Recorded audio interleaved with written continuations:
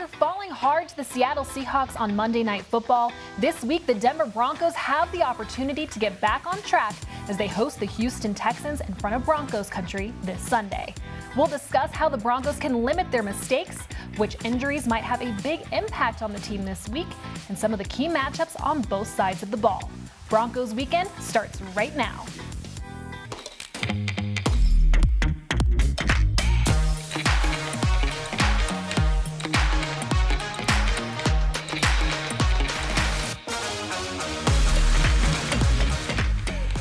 Joining us for another edition of Broncos Weekend, everyone. I'm Alexis Perry, happy to be alongside a truly dynamic duo in Steve Atwater and Orlando Franklin as we get you up to speed on everything you need to know prior to kickoff between the Broncos and Texans.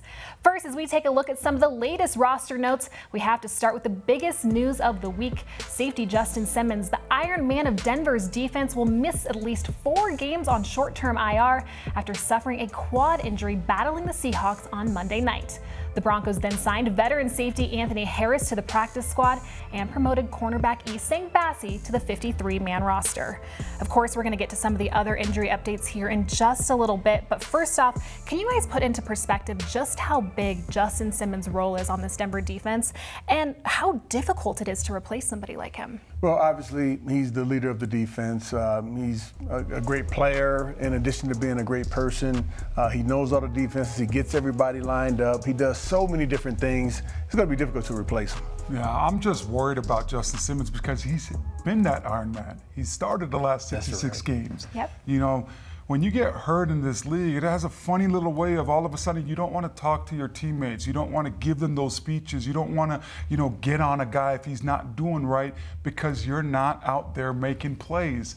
And this young defense needs Justin Simmons to still do that. So I know that it sucks. He's going to be hurt. But hopefully Nathaniel Hackett and everybody's thinking that, hey, we got to travel this guy. He has to be very much a part of this team to help these young guys and help coach them as the game goes along as well. Like O said, I think that's important. The young guys look up to him so much, and they're going to be counting on him to be there when they come to the sidelines. Well, Caden Stearns, he is the next man up, and he said that he's comfortable in his communication, his play, and of course his physicality to be able to step into this role that Justin Simmons has played. I think it's safe to say that these 15 games that he played his rookie season will be highly beneficial. So do you think that Caden Stearns is maybe a little bit more ready for this role than most people think? So the 15 games that he played, it was a different position, right? Right. Caden Stearns got to go down in the box. He got to go fill in and play kind of that Kareem Jackson role where you got to bring that physicality. This role now that he has to fill in, completely different because now you're truly the last line of defense. Justin Simmons, how many years have we saw Justin Simmons have 100 tackles? It's not something that we want.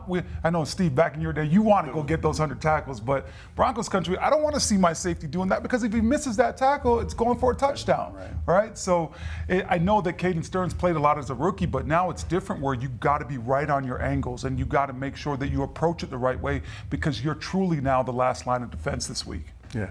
Well, I've seen Caden play. I've seen him take great angles. I've seen him be physical. I'm extremely confident that he'll be able to step in there and do a fine job. I've spoken to him several times. He's a guy who's into his books, too. He makes sure that he knows exactly what's going on in the defense. So although we're going to miss Justin, I think Caden will have an opportunity to show Broncos country what he can do as well. And let's just be honest, right? On defense, the playbook's only 15 pages. It's not that hard. Offensive playbook is much bigger, huh? Yeah, it's 500 pages, of course. Big O, always throwing a little shade. Well, on the offensive side, right guard Quinn Miners, Steve's Pro Bowl pick for the 2022 season. Unfortunately, he left Monday's game early with a grade 2 hamstring injury blocking on B-Mac's field goal there at the end of Denver's opening drive.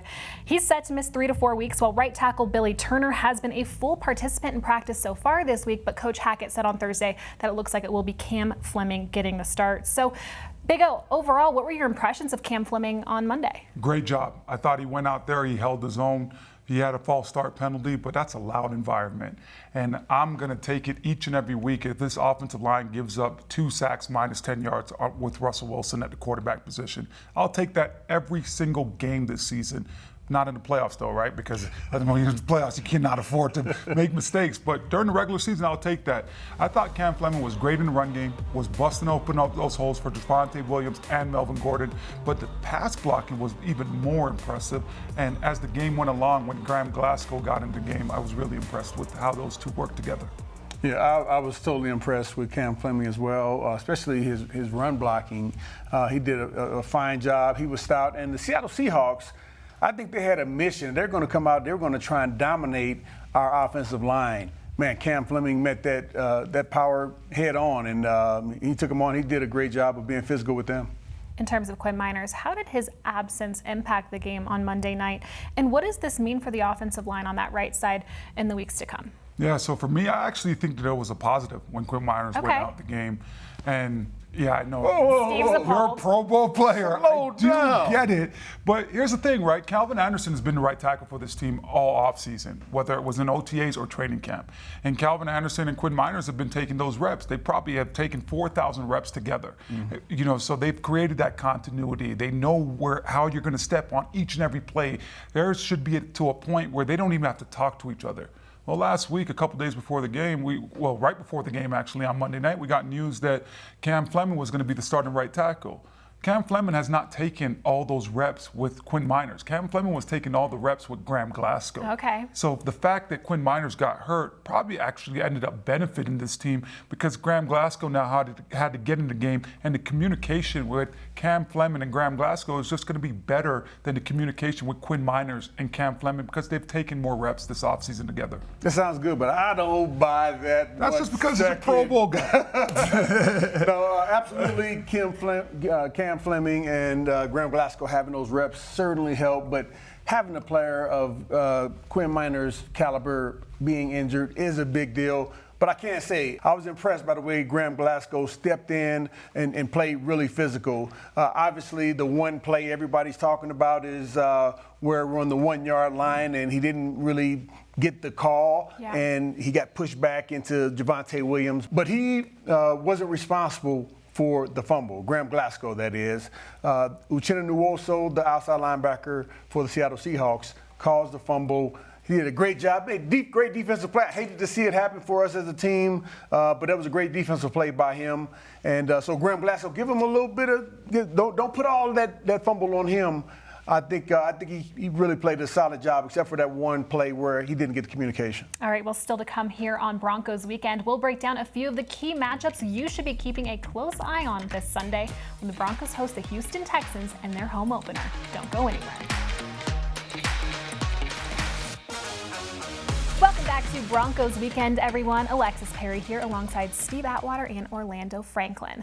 Before we talk about how the Broncos and Texans match up, it's safe to say that this team needs to iron out their own wrinkles before worrying about what the Texans are going to look like on Sunday. So, guys, what do you hope this team is focusing on to really minimize those self-inflicted wounds that we saw on Monday night? Yeah, so for me, I really got two things. You know, when you get an opportunity to be on the goal line, I want you to go downhill. So I want the quarterback underneath the center. I want these running backs to be able to go downhill, see all 11 players on the defense, and be able to make a decision and try to get that ball across the end zone. So for me, that's the most important thing, to allow this offense to insert their dominance and let other teams know that when you play against the Broncos and we're getting that red area, we're looking to dominate you and make it and embarrass you. And that's how we're going to score touchdowns. So that's the first thing for me. And the second thing is, I know Nathaniel Hackett, he's the head coach, but we got to get those plays in a little earlier. Can't be having those delayed games. I know we only had 2, but I really believe the refs could have called 4 this past week against Seattle. So better communication and calling those plays in a little bit earlier this week. Well, you say that you want them to have the offensive mindset they're going to dominate you. Did you see that on the film? Yeah, so I just look at back in the day when I was here with the Broncos, right? When we had Peyton Manning here and Adam Gase was the offensive coordinator. Every game, Adam Gase would start off the game with the same exact thing, a halfback dive to the right. Everybody knew that we were running that play. Every single team knew that we were doing that. Every fan knew that in the stadium. Everybody at home knew that. And guess what? We went out there and we inserted our dominance and we ran that play and got 4 yards. And it didn't matter what you were doing. So I'm looking for this team to create an attitude. You know, show this everybody in the world the identity of this football team. And I truly just believe that they missed out on 2 opportunities being on the goal line where they could have done that and showed everybody that when you play the Broncos and they're inside the 5, you got to worry about Javonte Williams. You got to worry about Melvin Gordon coming downhill. Yeah, well, they got a chance to do that this week. For me, I have 3 things. Red zone offense, that's what obviously one of the things that I feel like they need to work on. Then communication.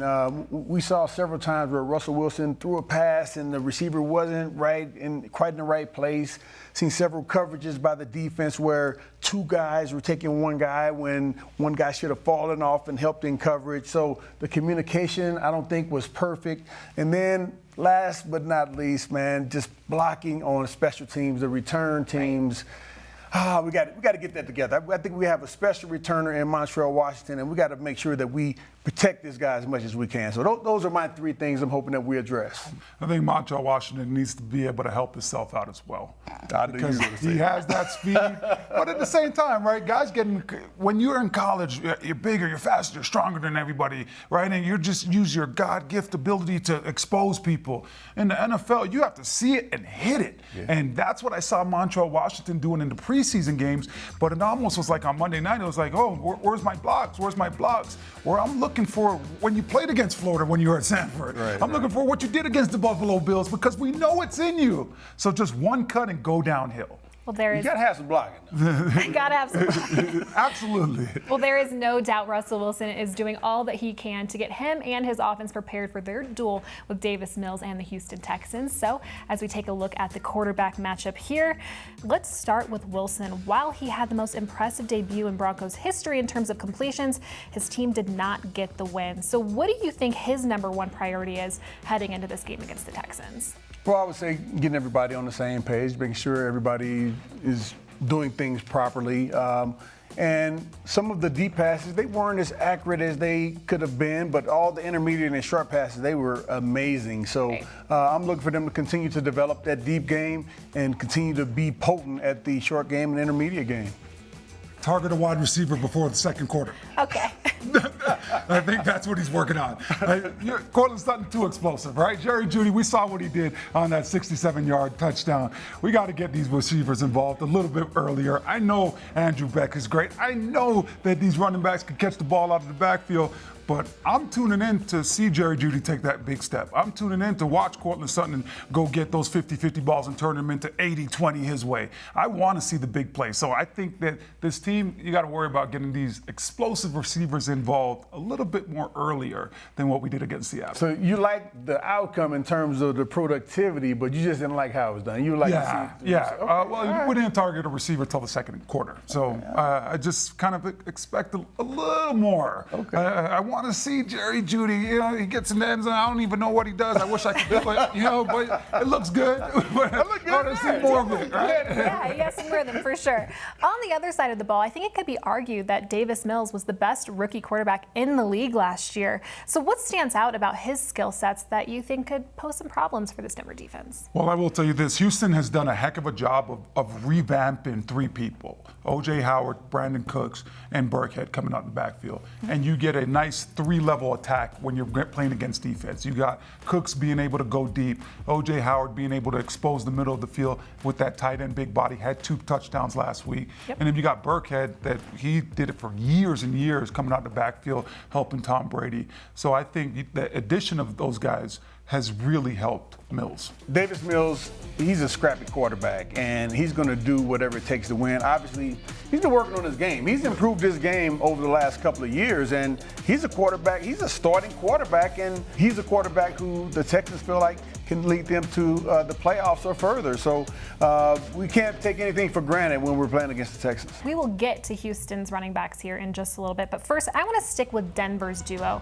and Javonte Williams and Melvin Gordon. These guys combined for just over 100 rushing yards and 2 fumbles Monday night, but it should also be noted that Williams led the team in targets and receptions. So is this something that we could expect to see a little bit more often? Maybe Williams being used simply as a weapon and maybe even seeing a little bit more of both guys on the field at the same time?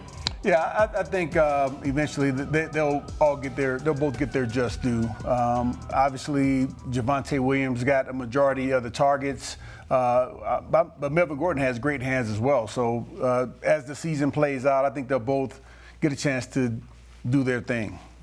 Just kind of looking at it, Javonte Williams had 11 receptions coming on the backfield. He has absolutely earned the right to be on the field and passing downs. And we know that Melvin Gordon could run tough in between the tackles, and he did a heck of a job the other night as well.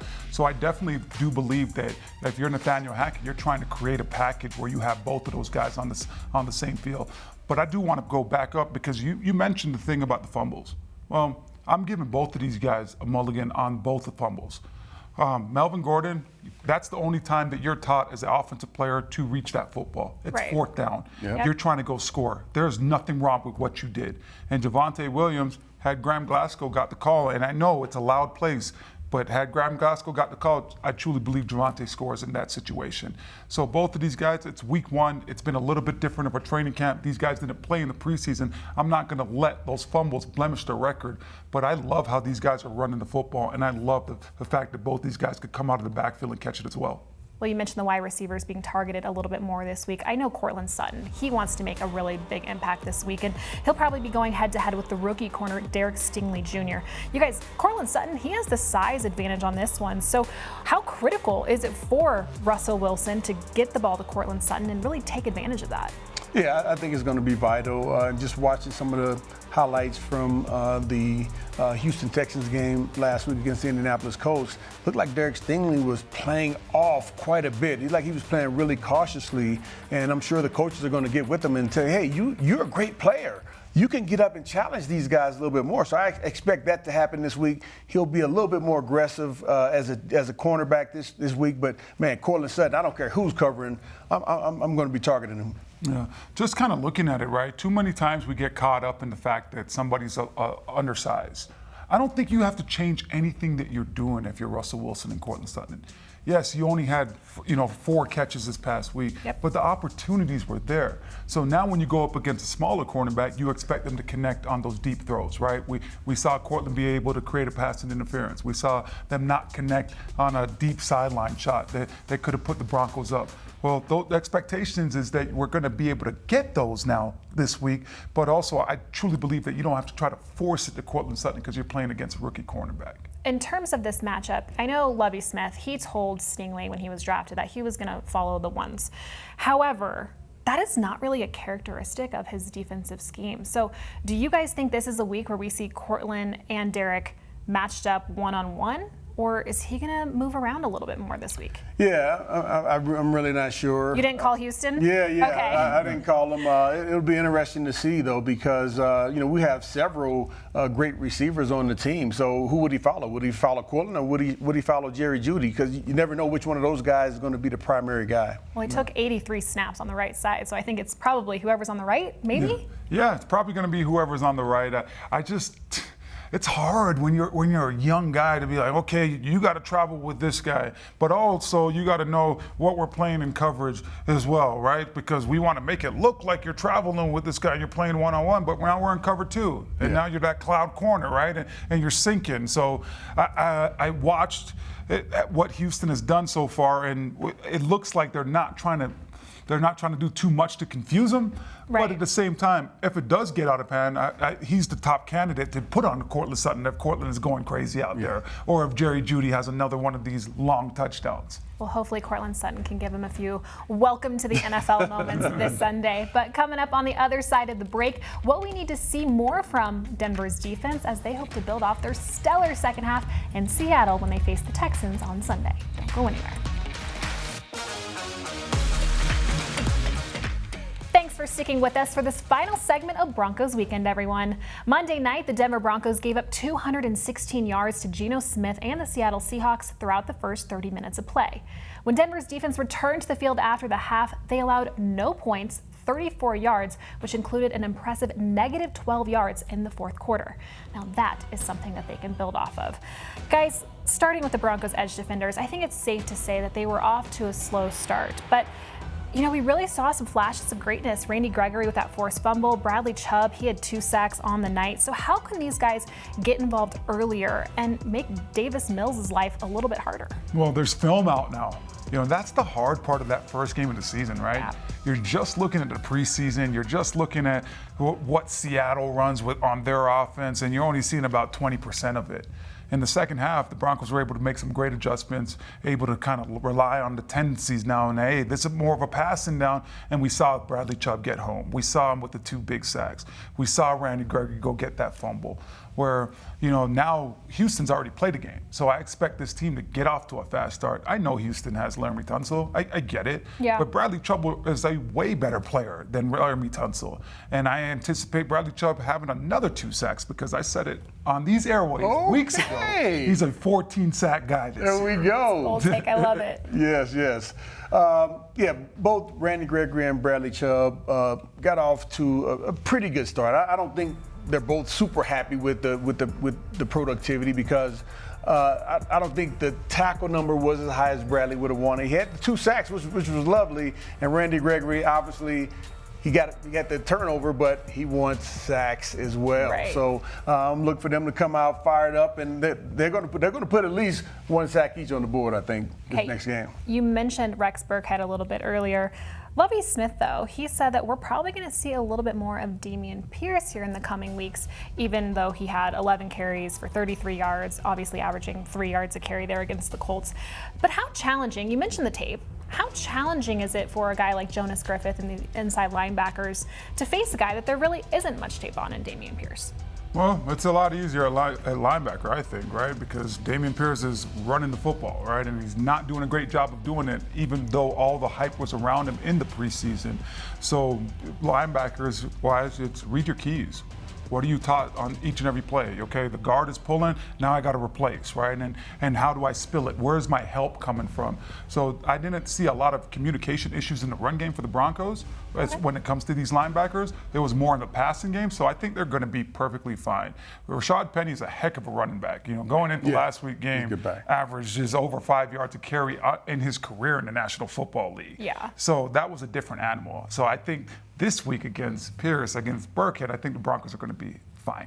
Yeah, and I don't think they're top tier running back. And that's no disrespect to them. I think they're NFL starting running backs, so obviously they've done something right. But their offensive line, I think offensive lines is what make great running backs. It was a good part of it. You're absolutely right. But you also. That's the first time I could agree with you, Steve. You got as a running back, you also gotta have that dog in you to where you're gonna lower your shoulder sometimes and get those extra 2, 3, 4 yards like Javonte Williams or Melvin Gordon does. So I haven't really seen that out of them at this point, but I've seen it out of Rex Burkhead. Right. But I haven't seen it so much out of Dameon Pierce. It's funny that you say that really quick because last year I remember I got a unique opportunity to do a coaching internship, and I was with the 49ers, and Kyle Shanahan kept on talking about NFL-style run, right?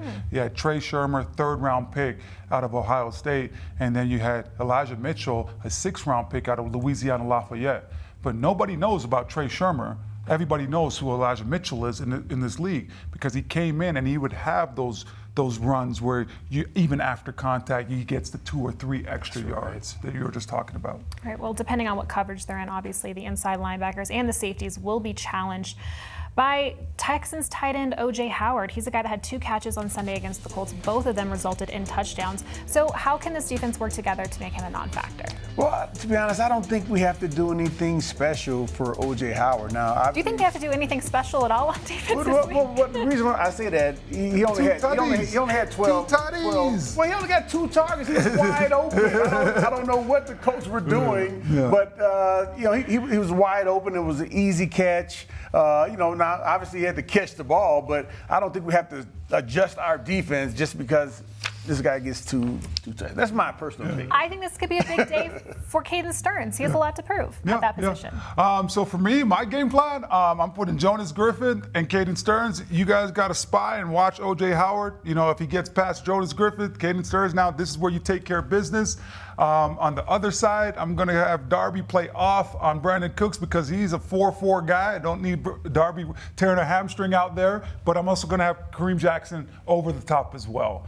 And then when you look at maybe a Burkhead coming out of the backfield, that's when you get in Justin Sternad, a faster linebacker in a dime package. Okay, you guys, last week we saw Pat Surtain in a true 1v1 battle with DK Metcalf, who was limited to just 36 receiving yards. Do you guys think Pat is going to to be matched up with Brandon Cook in a similar way, or do you think he travels a little bit more this week?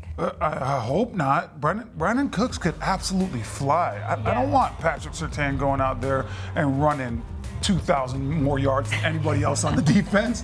That's all they're gonna use him as if you put Pat Surtain on him. So I hope it's more of a mix and match situation. I don't think Houston's receivers are like DK either, right? You get that big matchup, you gotta do it. Brandon Cooks, he's a deep threat, but with that smaller body frame, doesn't really wanna go over the middle. Yeah, I agree with that. I think K'Wan Williams would probably be a more adequate person to run with him if someone traveled with him. And Brandon Cooks, he has the speed. He's had the speed for years and years, and he's taken it with him from team to team. But I wouldn't say we would put our best cornerback on him for that reason, just because he's fast. Any final thoughts heading into this game against the Texans? Ooh, final thoughts. Special teams, let's be special. Let's be special. I need a game-changing play this week from the special teams. You got the guys. We got the talent. There's other guys that are like chomping at the bit trying to get on this field for the Broncos, whether it's on the offensive units or defensive unit, where you have so much more talent on the special teams. And I know Seattle, they've been historically great at special teams, but I'm expecting special teams to have a big game-changing impact in this week's game against the Texans. I like that. That would have been one of mine, but I'm going to go D-line. I want that D-line to get some more pressure on the Houston Texans and Davis Mills. We have the guys to do it. I want to see us do it. All right, well, that is all the time we have for Broncos Weekend. Be sure to meet me right back here Tuesday night at 7 o'clock for a full game recap on Broncos A to Z. For Steve Atwater and Orlando Franklin and our entire Broncos broadcast crew, thank you so much for watching. I'll see you next week.